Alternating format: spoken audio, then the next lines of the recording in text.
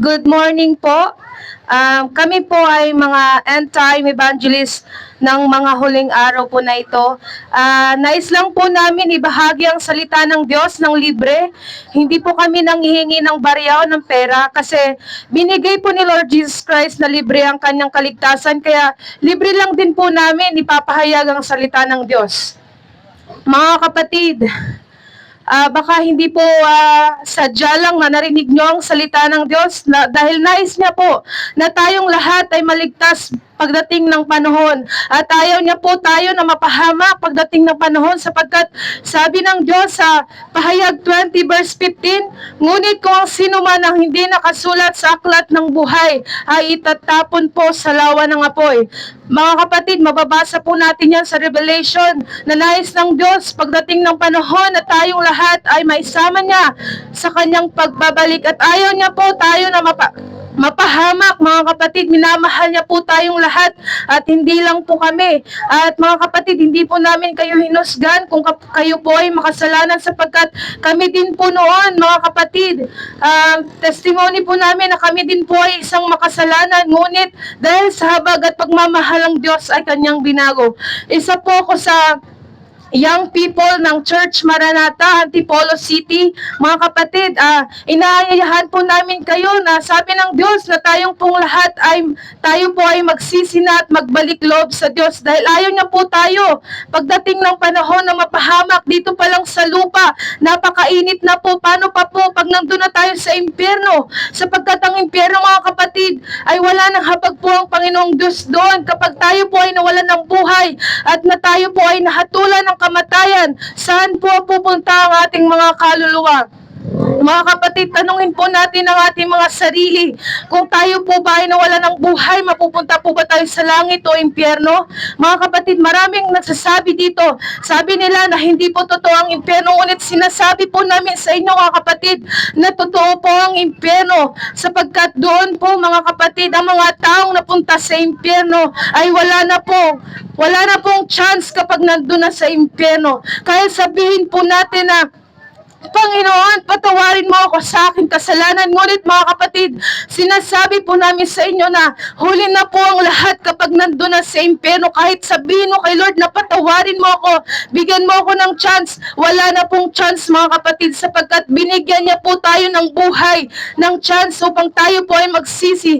Ano po ang ginawa natin? Nagpaka-busy po tayo dito sa mundo. Nakalimutan po natin si Lord Jesus Christ na siyang nagbibigay sa inyo ng lakas upang makapamuhay dito sa lupa sapagkat nilikha ng Diyos ang tao dito sa lupa upang tayo po ay purihin siya, sambahin siya. Hindi po tayo dapat magpakasasa sa ating mga laman sapagkat sabi ng Diyos na tayo po ay mamuhay ayon sa kanyang kalooban at hindi po sa kalooban natin, mga kapatid.